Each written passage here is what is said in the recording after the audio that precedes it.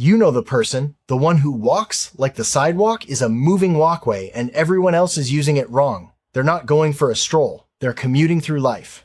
And if you walk with them, you have two options: speed up or accept that your friendship will be conducted from 3 steps behind. So what's going on with fast walkers? Are they anxious, productive, secretly late to everything? Or do they just have strong opinions about momentum?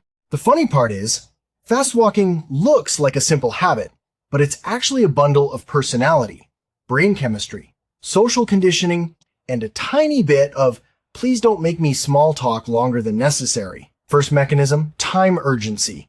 Some people don't just dislike wasting time. Their nervous system treats wasted time like a minor threat. Psychologists sometimes connect this to type A traits: competitiveness, impatience, and that low-level feeling that time is always slipping away. Fast walking becomes a physical expression of I am in control of my schedule, even when the schedule is literally going to get coffee. And once you've trained your brain that faster equals better, slowing down feels weirdly wrong.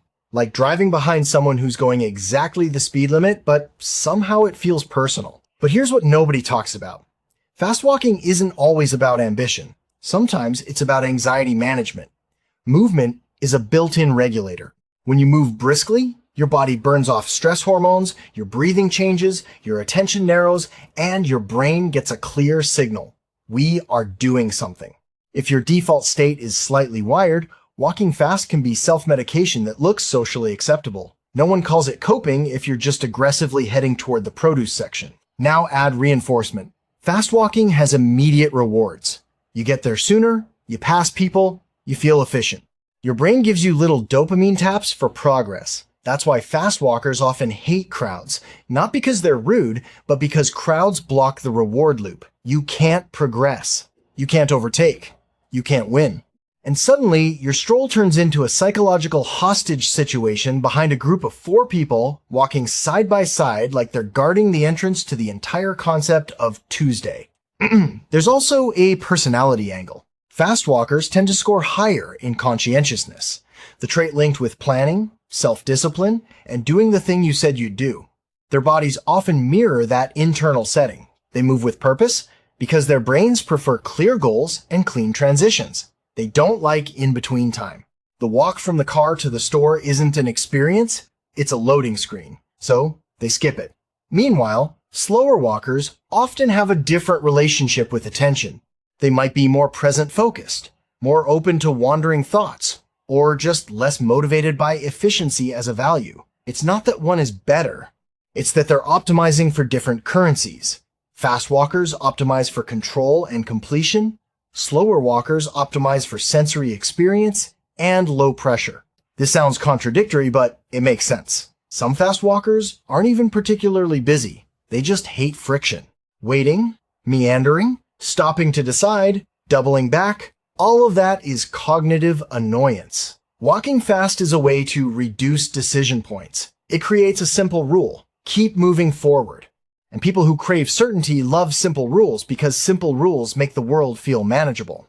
There's also an identity piece. Some people were raised in households where being on time was basically a moral virtue. Not late, not lazy, not dawdling. If you grew up with adults who rushed everywhere, you learned that speed equals competence and slowness equals criticism. So as an adult, walking fast isn't just movement. It's signaling, I'm responsible, I'm capable. I'm not the person who makes everyone wait. And yes, sometimes it's about status.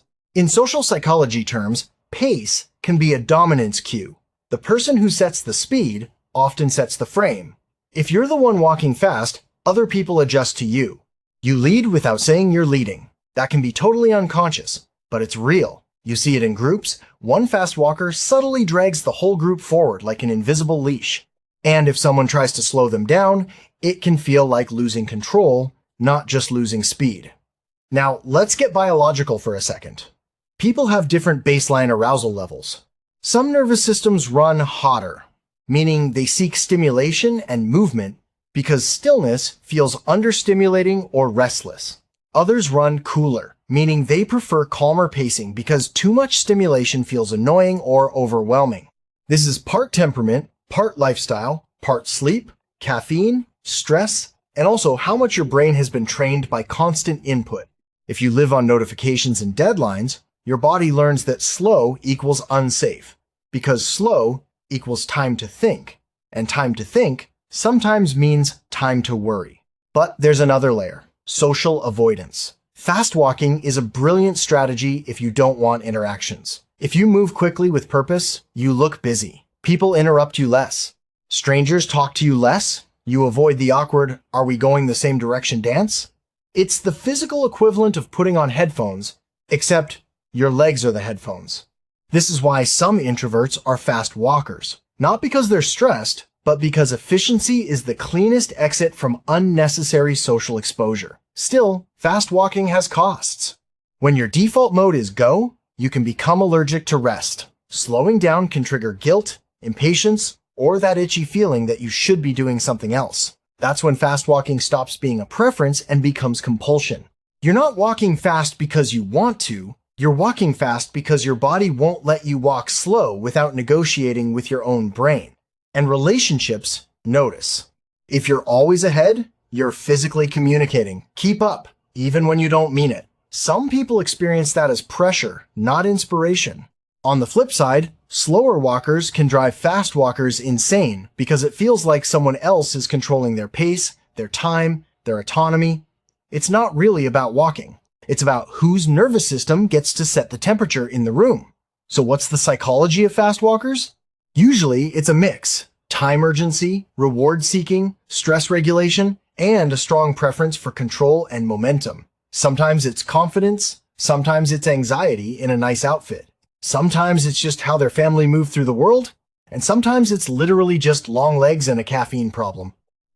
But next time you see someone power walking past everyone like they've got a meeting with the future, don't assume they're angry or rude. Their brain might just be running a little faster, protecting its time, avoiding friction, and trying to feel like life is moving forward. And honestly, in a world where everything tries to slow you down with distractions, that urge to keep moving makes a weird amount of sense.